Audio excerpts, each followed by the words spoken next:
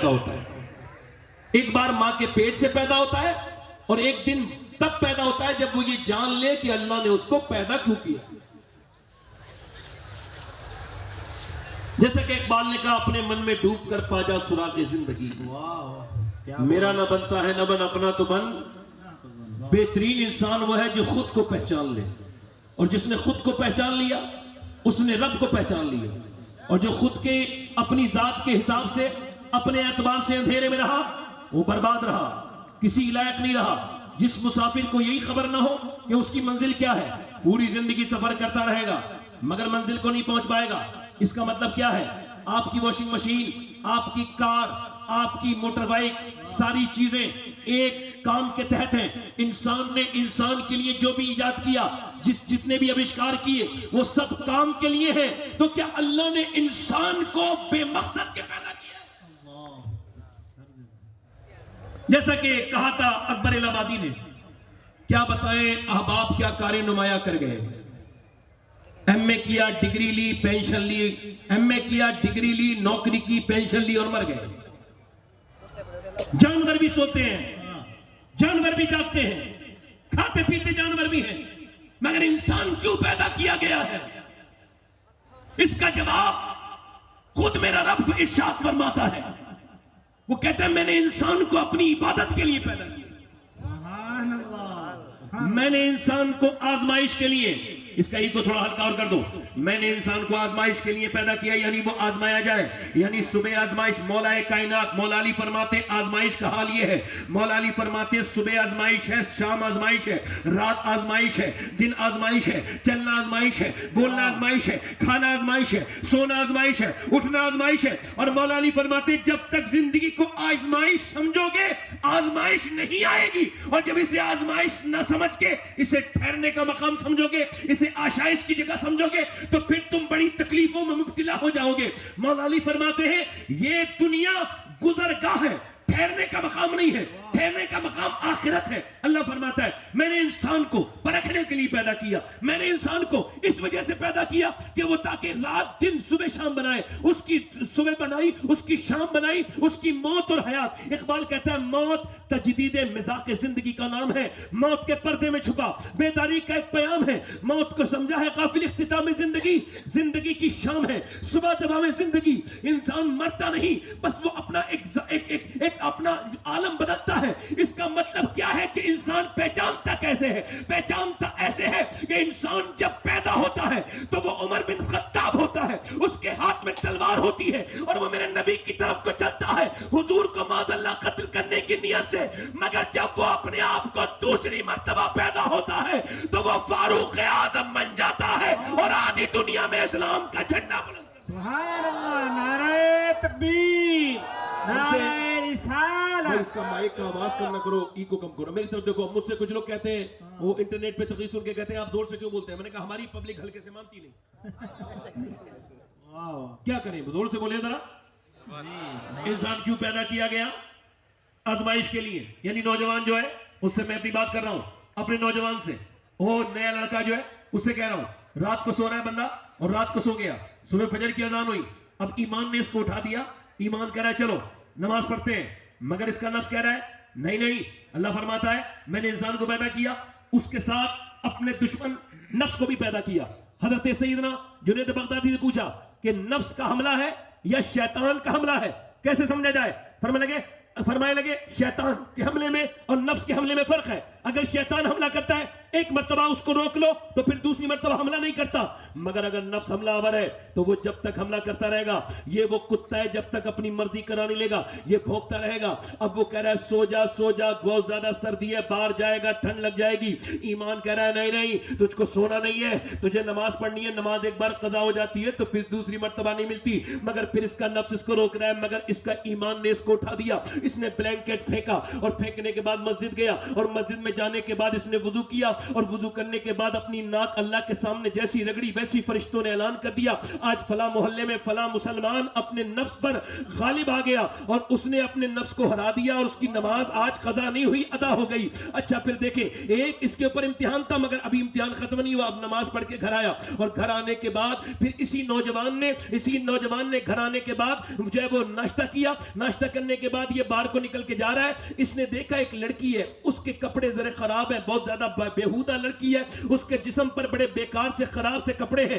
اب اس کی نظر ایک مرتبہ پڑی ہے تو ایک مرتبہ کو علماء کہتے ہیں کچھ ہوتا نہیں. صوفیاء نے لکھا ہے کہ جتنے بھی فتنے ہوتے ہیں دوسری مرتبہ میں ہوتے ہیں. اب ایک مرتبہ نفس نے دیکھ لیا دوسری مرتبہ نفس پھر مطالبہ کر رہا ہے دیکھ لے بڑی خوبصورت لڑکی ہے. نفس بھونکنا شروع کر دیا دیکھ لے. حضرت مجد الفسانی شیخ سرہندی رضی اللہ تعالیٰ ارشاد فرماتے ہیں زنا کی شروعات آنکھوں سے ہوتی ہے. آنکھیں دیکھتی ہیں دل پسند کرتا ہے اور شرمگاہ اس فعل بد کو کر جاتی ہے. اب اس کے نفس میں اور اس کے ایمان میں دونوں میں جو ہے وہ مقابلہ ہے. نفس کہہ رہا ہے دیکھ لے ایمان کہہ رہا ہے نظر نہ اٹھانا. تیرے نبی نے فرمایا کہ صرف فزیکل زنا نہیں ہوتا آنکھوں کا بھی تو زنا ہوتا ہے. ایک آدمی حضرت عثمان غنی کے زمانے میں آیا آپ نے اس کی آنکھیں دیکھ کے ارشاد فرمایا کچھ لوگ ہمارے سامنے آتے ہیں حالانکہ ان کی آنکھوں میں زنا ہوتا ہے. آنکھوں سے دیکھنا زنا ہے. ذرا غور تو کریں نوجوان کیا سمجھتے ہیں یہ آنکھیں تمہاری ہیں نہیں یہ ہاتھ تمہارے ہیں نہیں یہ آنکھیں تمہاری مخالف ہیں. آپ کو خبر نہیں ہے قیامت کے دن یہ آنکھیں اللہ کے سامنے گواہی دیں گی. ایک ذرہ بولے گا تو کیا آنکھیں نہیں بولیں گی؟ آنکھیں کہیں گی اے میرے مالک تو نے دیا تو تھا ماں باپ کا چہرہ دیکھنے کے لیے تو نے دیا تو تھا روزہ رسول دیکھنے کے لیے تو نے آنکھیں عطا تو کی تھی اس کو کہ کعبہ دیکھے مگر اس نے گندی چیزیں دیکھی. اب مجھے بتاؤ اگر اللہ کی بارگاہ میں کچھ اور عذاب نہ ہو صرف یہ عذاب ہو کہ اللہ کے سامنے شرمندہ ہونا پڑ جائے. اچھا ذرا غور کرو جو جس حال میں مرے گا اسی حال میں اٹھایا جائے گا. ذرا غور کرو امام حسین سجدہ کرتے کرتے دنیا سے رخصت ہوئے ہیں مگر جب اٹھائے جائیں گے تو سجدہ کر رہے ہوں گے. مگر اب میں اس نوجوان سے پوچھنا چاہتا ہوں جو گندی اپنی آنکھیں کیے ہوئے ہیں اس نوجوان سے پوچھنا چاہتا ہوں جس کی آنکھیں برباد ہو گئی. اللہ اکبر. ابھی کچھ دنوں پہلے ہم نے دیکھا کہ ایک گاڑی میں لائیو لڑکے گاڑی چلاتے جا رہے ہیں تیزی کے ساتھ. معاذ اللہ تیز گاڑی چلانے والے لڑکوں کو کبھی بتاؤ کہ وہ اسپتالوں میں جا کے دیکھیں کہ تمہارے تھوڑی دیر کا شوق تمہارا ایٹیٹیوڈ تمہارا یہ اداکاری یہ تمہیں برباد کر دے گی. تمہارے ہاتھ پیر ٹوٹ جائیں گے بیکار ہو جائیں گے. میرے دوست تیرے باپ بھائی تیرے بچے تیرے گھر والے تیرے لیے انتظار کرتے ہیں. تو یہ تیز گاڑی کیوں چلاتا ہے میرے بھائی؟ تجھے پتہ نہیں لگتا؟ میں ایک مرتبہ دلی میں گیا تھا اپولو میں تو وہاں کے ڈاکٹر نے بتایا کہ یہاں اسی مہینے 17 لڑکے ایسے داخل ہوئے جو موٹر سائیکل پہ تیز گاڑی چلا رہے تھے اور ان کو کوما میں چلے گئے. اور کیا خبر وہ کوما سے باہر آئے نہ آئے. تھوڑی دیر کا شوق ہے گاڑی تیز کیوں چلاتا ہے میرے بھائی؟ گاڑی تیز کیوں چلاتا ہے میرے دوست؟ گاڑی تیز کیوں چلاتا ہے؟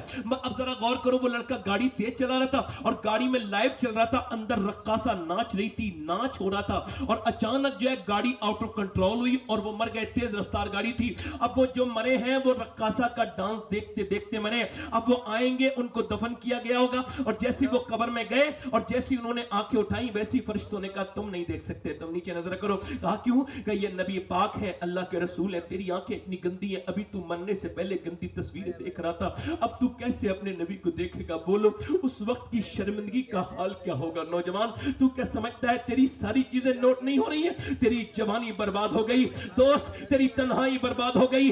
تیری تنہائی میں کچھ نہیں بچا. اقبال کہتا ہے خرد نے کہہ بھی دیا لا الہ تو کیا حاصل. دل و نگاہ مسلمان نہیں تو کچھ بھی نہیں. اگر تو نے زبان سے کہہ بھی دیا تیرے دل نے اگر اس کو تسلیم نہ کیا میرے دوست بتا. ایک صحابی رسول ہے ان کا نام ہے عتبہ بن غزوان. وہ تلوار چلا رہے ہیں. تلوار چلاتے چلاتے انہوں نے اپنی آنکھ پہ اپنی تلوار ماری. امام غزالی کہتے اپنا گلہ نکال کے پھینک دیا اور جب پھینک دیا ان کا مزار بصرہ میں ہے میں نے حاضری کی ہے. جب گلہ نکال کے پھینک دیا جب گلہ گر گیا نیچے کو اللہ اکبر ذرا توجہ کرے تو سارے صحابہ اکرام آ گئے. یہ تم نے کیا کیا؟ اللہ اکبر. وہ کہنے لگا نہیں بتاؤں گا. حضرت ابو موسیٰ اشعری کہتے ہیں میں نے کہا آپ نے یہ کیا کیا؟ کہنے لگے بس اللہ کے خوف سے کیا. ایک لڑکی جا رہی تھی اس پہ ایک نظر پڑ گئی. حضور کی حدیث یاد آ گئی جو بدنگاہی کرے گا اس کی آنکھ میں جہنم کی سلائی ڈالی جائیں گی.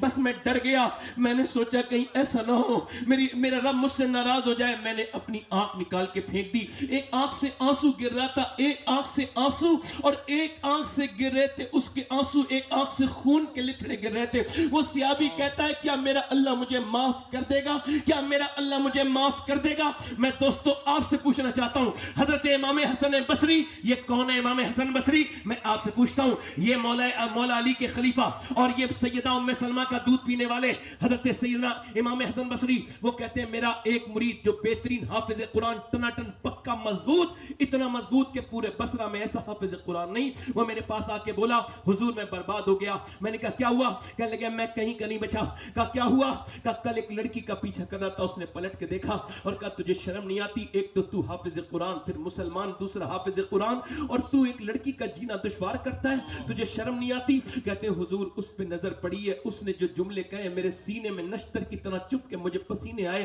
اور اس کے بعد میں قرآن پڑھنا چاہتا ہوں تو پورا قرآن میرے سینے سے نکل گیا.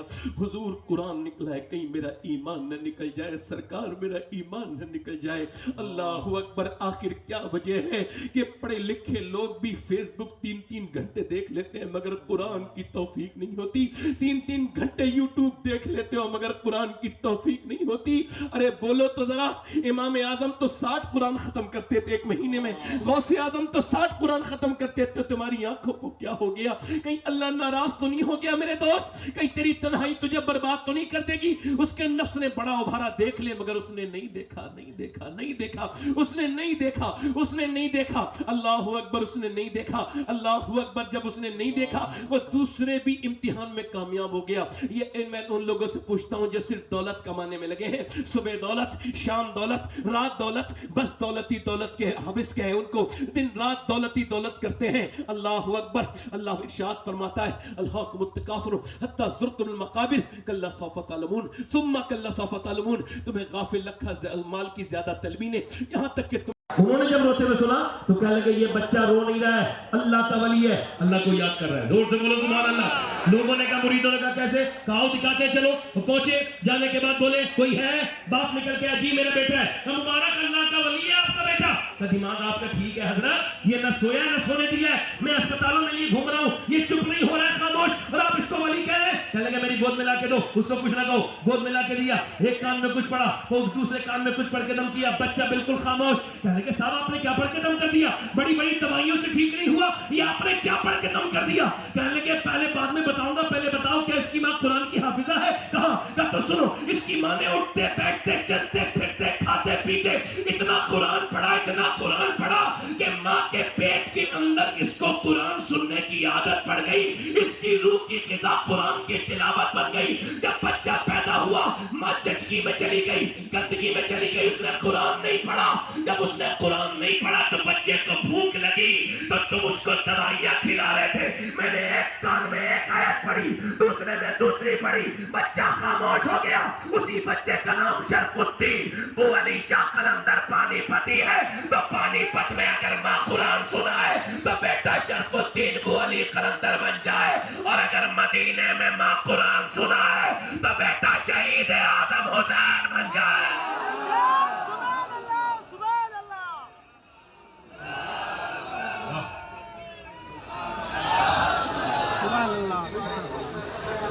دور سے تو بولو سبحان اللہ. اس کا مطلب ماں کا اثر لیتا ہے بچہ.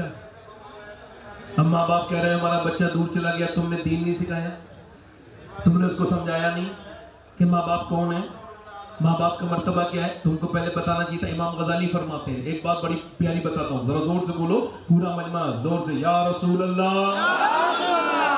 جو بولے گا اسے ثواب ملے گا. زور سے یا رسول اللہ. ذرا توجہ کرو, آپ کا بچہ پیدا ہوا ہے, جانور کا بچہ پیدا ہوتے ہی پڑھا لکھا ہوتا ہے, امی کو بھی پہچانے, ابا کو بھی پہچانے. پیدا ہوتے ہی بکری کے بھینس کا بچہ پیتا نہیں پیتا دودھ, اور انسان کا بچہ وہ جو پیدا ہوا ہے کوڑا کاغذ ہے. اگر ابا گالی بکیں گے تو یہ بھی بکے گا. ابا امی کو مارتے ہیں تو کچھ لوگ تو روایتی بدتمیز ہیں, ان کے ابا اپنی بیوی کو مارتے تھے تو یہ اپنی بیوی کو رسم سمجھ کے مارتا ہے. بدبخت, یہ بدبختی کا حال ہے, ظلم ہے عجیب سے, اپنی بیوی کو مارتا ہے. توبہ توبہ, کتنی غلط بات ہے. توجہ کریں, اب ذرا غور کریں. امام غزالی کہتے ہیں بچے تجربہ کرنا، آپ تجربہ کرنا، میں نے تجربہ کیا ہے. بچہ جب بولنا شروع نا ہلکے ہلکے تو گود میں لینا اور اس کو گود میں لے کے ہلکا ہلکا بولے تو اس سے کہنا اپنے بچے کو اللہ اللہ اللہ اللہ اللہ اللہ اللہ. اب آپ کہہ رہے اللہ اللہ اللہ اللہ، بچہ کہہ رہا ہے ابا ابا ابا ابا. آپ کہہ رہے اللہ اللہ اللہ، بچہ رسپانس کر رہا ہے ابا ابا. امام غزالی کہتے ہیں وہ کہتا نہیں ہے، اس سے اللہ کہلواتا ہے. دیکھ تو نے اسے میرا نام سکھایا ہے، میں نے اسے تیرا نام سکھا دیا ہے. یعنی گھر میں اگر قرآن پڑھا جائے گا، اگر گھر میں اللہ کا ذکر ہوگا تو بچوں پہ اثر پڑے گا. اگر گھر میں بڑا سا ٹی وی چلے گا، گانے بجتے رہیں گے، جیسا کہ وہ کرناٹک کا ایک بچہ پاگل ہو گیا 8-9 سال کی عمر میں، ابھی کچھ دنوں پہلے موبائل میں اس کو ڈاکٹر نے کہا تمہارے ابا کہاں ہیں؟ کہنے لگے اس موبائل کے اندر ہے، اس کے اندر سے آئیں گے. تمہاری امی ہے اس کے اندر ہی ہیں، دونوں اس گیم کے اندر ہیں. معاذ اللہ. اما رو رہی ہے کیا ہوا؟ ارے ہائے کیا ہوا؟ تو نے اسے موبائل کے حوالے کیا تھا تو یہ موبائل کے حوالے ہو گیا. اگر تو نے اسے رب کے حوالے کیا ہوتا تو رب کے حوالے ہوتا. تم نے گانے سنا ہے، تم نے یہ سب چیزیں سنا، مقصد زندگی نہیں بتایا اس کو. کبھی سوچے نہیں، کبھی غور نہیں کیا کہ میرا بچہ کدھر جا رہا ہے. جانور بھی تو کھاتے پیتے ہیں، ایسی انسان بھی ہے، مگر جو اپنے بچوں کو تربیت کرے، جو اپنے بچوں کو تربیت سمجھائے، بتائے بچوں کو کیا حال ہے، اس طرح کی بات کرے. میں آخری بات آپ سے کر رہا ہوں، ایک بات اور عرض کرتا ہوں. ایک صحابی نے حضور سے عرض کیا رسول اللہ قیامت کب آئے گی؟ میرے نبی نے فرمایا جب لوگ اپنے ماں باپ کی بے عزتی کرنے لگیں گے، ان کی کہنا نہیں مانیں گے. یہی مفہوم ہے. جب ان کو جو ہے وہ اگنور کریں گے، ان کی عزت نہیں کریں گے تو قیامت آئے گی. آج قیامت کا یہ دور نہیں دیکھ رہے آپ؟ ماں باپ ڈرتے ہیں اپنے بچوں سے. بڑا دھیان سے سنیے گا، زیس کی آخری ہچکی ہے، غور سے سن. زندگی بھر کا خلاصہ اسی آواز میں ہے. دھیان سے سنیے گا، غور سے سنیے گا میری بات کو، سنیے گا. یہ کیا معاملہ ہے؟ کسی نے شاہ احمد نورانی رحمۃ اللہ علیہ سے لندن کے ایئرپورٹ پر پوچھا کہ آپ نے تقریر ماں کے خدمت میں بہت بڑی ماں کی عظمت پہ کی، یہ بتائیے کیا آپ کی ماں آپ کے ساتھ رہتی ہے؟ ہم نے سنا ہے آپ کی ماں، اب بھی آپ اپنی ماں کو اپنے ساتھ رکھتے ہیں. تو شاہ احمد نورانی رونے لگے، کہنے لگے دیکھو شاہ احمد نورانی ابھی اتنا بڑا نہیں ہوا کہ اپنی ماں کو رکھے. ہاں اس کی ماں آج بھی اسے اپنے قدموں میں رکھتی ہے. تم یہ کیا الٹی بات کرتے ہو کہ تم نے اپنی ماں کو حج کرا دیا؟ تم حج کرا سکتے ہو ماں کو؟ ماں نے دعائیں کی ہیں تو تمہارا حج ہوا ہے، اس نے دعائیں کی ہیں. باپ آج زندہ ہے. ہمارے یہاں بڑا عجیب سا فیشن ہے، باپ مر جائے تو معاذ اللہ بڑی لمبی لمبی چیزیں ہوتی ہیں اور جیتے جی اس کی کوئی قدر نہیں. حضرت مالک بن دینار کہتے ہیں حج کرنے گیا تھا میں. غور سے سنیے گا، آخری واقعہ میری تقریر کا. کہتے ہیں میں حج کرنے گیا تھا، اور جب میں حج کرنے گیا تھا تو میں نے مینا میں حج کرنے کے بعد میں نے دعا کی اللہ میرا حج قبول کر لے. میں سوچ رہا تھا کیا پتہ کس کا حج قبول ہوا. کہتے ہیں میں سو گیا تو مجھے خواب میں ایک حاطب غیب سے آواز آئی کہ اللہ نے سب کے حج قبول کر لیے مگر محمد بن ہارون بلخی کا اللہ نے حج قبول نہیں کیا. کہتے ہیں اب یہ کوئی مسئلہ بڑا نہیں تھا بلخ کے لوگوں کو ڈھونڈنا. میں سو کے اٹھا اور بلخ کے لوگوں کو ڈھونڈنے لگا، ان کے خیمے مل گئے. پھر میں نے پوچھا محمد بن ہارون بلخی کو جانتے ہیں آپ لوگ؟ کہنے لگے وہ جو ادھر بیٹھا ہے سب سے زیادہ عبادت کر رہا ہے، سب کچھ اللہ کے نام پہ دے چکا ہے، ہر سال حج کرنے آتا ہے، وہی امام محمد بن ہارون بلخی ہے. کہتے ہیں میں جا کے پہنچا، وہ نماز پڑھ رہا تھا، میں اس کے پیچھے جا کے بیٹھ گیا. اس نے میری طرف دیکھا اور دیکھنے کے بعد پھر اس نے سلام پھیرا اور میری طرف دیکھا اور دیکھنے کے بعد مجھ سے کہا السلام علیکم مالک بن دینار. میں نے کہا آپ مجھے جانتے ہیں؟ کہا میں تو یہ بھی جانتا ہوں کہ تم کیوں آئے ہو. کہا کیوں آئے ہو؟ کہا میرا آج قبول نہیں ہوا، یہی بتانے آئے ہو. آپ کو کیسے؟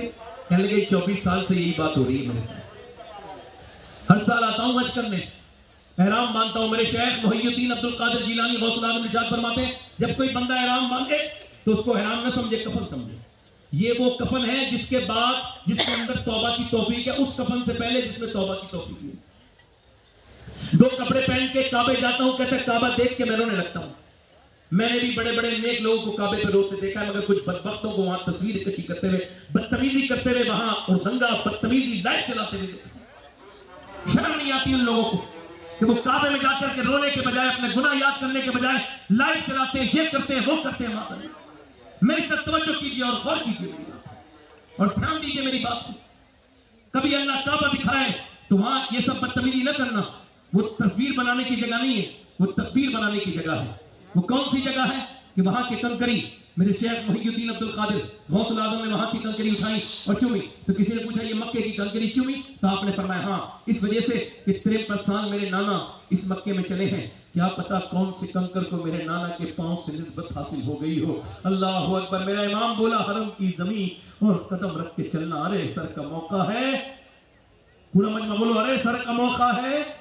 وہ کہتا ہے میں طواف کرتا ہوں، ایک طواف کرتا ہوں، دوسرا کرتا ہوں، اسلام کرنے کے بعد تیسرا، چوتھا، اس کے بعد میں رکن یمانی پر اور رکن عراقی پر میں جو ہے وہ مقام ابراہیم پر دعائیں مانگتا ہوں، توبہ کرتا ہوں، اس کے بعد نماز 2 رکعت پڑھتا ہوں، اس کے بعد نکل جاتا ہوں، پھر میں صفا مروہ پہ جاتا ہوں، صفا مروہ کی صحیح کرنے کے بعد پھر میں جو ہے نا حج کا احرام باندھتا ہوں جب 8ویں ذی الحجہ کو، اور اس کے بعد میں احرام باندھنے کے بعد منا جاتا ہوں. منا میں خوب رو رو کے اپنے لیے دعائیں کرتا ہوں، اور پھر اس کے بعد صبح کو میں چلا جاتا ہوں عرفات کے میدان میں، خوب اللہ کے سامنے روتا ہوں، خوب اس کے سامنے گڑ گڑاتا ہوں، اور خوب وہاں پہ توبہ کرتا ہوں. آپ کو پتا ہے عرفات کے میدان میں یہ جو کپڑا ہوتا ہے وہ سر پہ کوئی نہیں ہوتا، وہ احرام میں ہوتا ہے بندہ، اور وہاں ننگے سر دھوپ میں دعا مانگنا سنت ہے. حضرت ابو ہریرہ کہتے ہیں میرے نبی نے اتنی دیر دعا مانگی کہ ایسے کر کے حضور کے ہاتھ تھے نا تو سینے سے لگا لیے اور مانگتے رہے دعا. ہم تو آدھا گھنٹے بھی نہیں مانگ سکتے اتنی تیز، مگر حضور نے تقریباً 6 گھنٹے تک ہمارے لیے دعائیں کی، ہم گنہگاروں کے لیے دعائیں کی. میرا امام بولا جو نہ بھولا ہم غریبوں کو رضا یاد، اس کی اپنی عادت کیجئے. کہتا ہے میں عرفات کے میدان میں خوب روتا ہوں، اور خوب رونے کے بعد پھر میں عصر پڑھ کے میں مزدلفہ جاتا ہوں. مزدلفہ میں مغرب عشاء ملا کے پڑھتا ہوں، وہاں سے کنکری بین کے پھر میں صبح کے